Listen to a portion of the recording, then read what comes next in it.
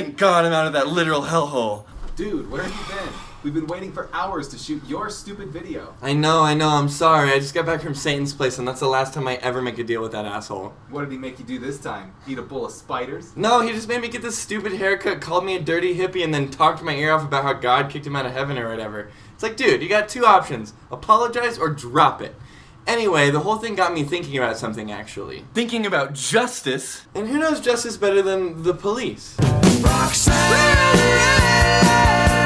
Alright, I do love the police, but I don't mean the police. Don't tase me, bro! Don't tase me! Okay, fair enough. We can't blame them all for that, though. There's some serious game changers out there, like RoboCop, Inspector Gadget, Bruce Willis. Bruce Willis is my or even Crackdown.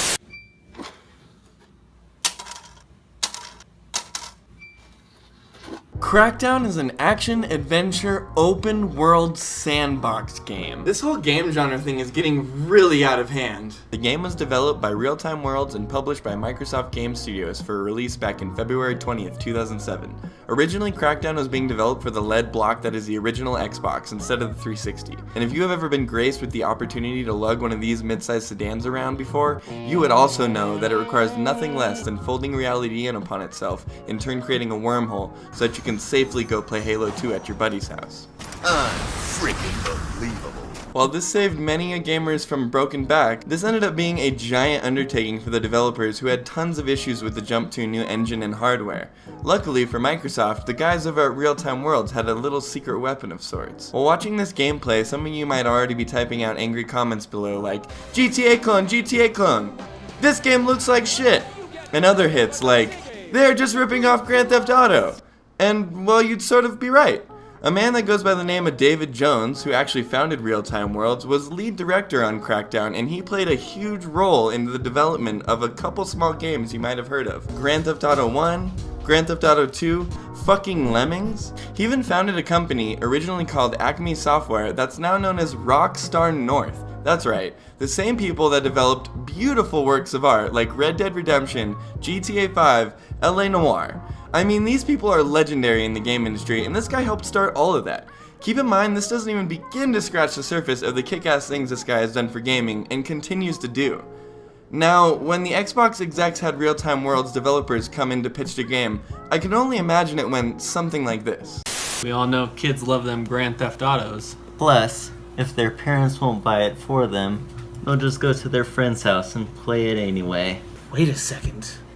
Let's trick the parents into buying a similar game so they'll let their kids bop with us. The kids can kill criminals in any violent way they want. Yeah, plus, parents love the idea of their kids growing up to be cops, so they'll look over the M rating.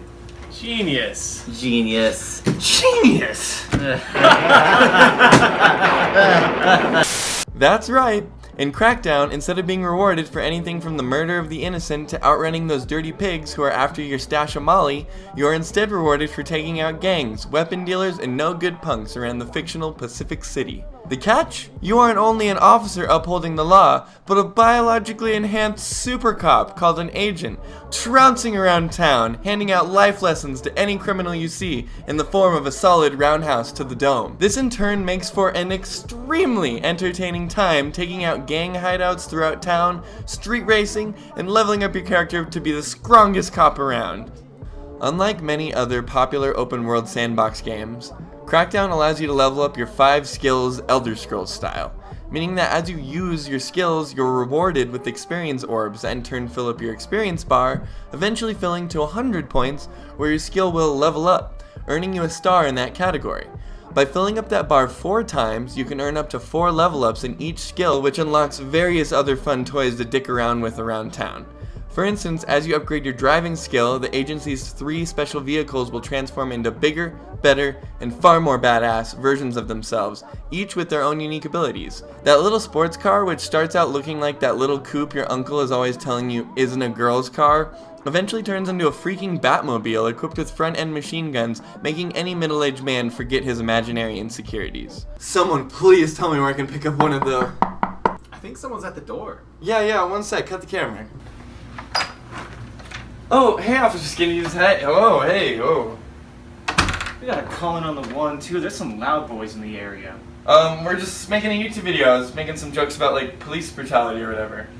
Alright, you're gonna have to go downtown. We can't have these people knowing, can't have them believing that we're beating people on the street. Whoa, man, hey, you can't just take me downtown. I'm trying to finish my video and I didn't do anything wrong. Force doesn't take kindly to those who drag us through the mud. Look, there's gotta be something we can do. I just need to finish my video, man. There happens to actually be something we just got in for this specific scenario.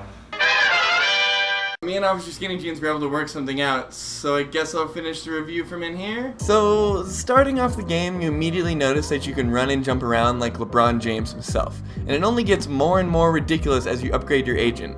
Eventually, you'll be catapulting yourself around Incredible Hulk style and bounding over buildings with a single leap while raining explosive devices upon your enemies. It genuinely gets so ridiculous, but this is where the game really shines. The developers were not stingy with the idea of making you feel like an all-powerful superhero. I would even go as far to say that Crackdown was one, if not the best superhero game of its time. Now, we need to remind ourselves, this game came out 11 years ago now. We didn't have Infamous, Prototype, the Batman Arkham games yet.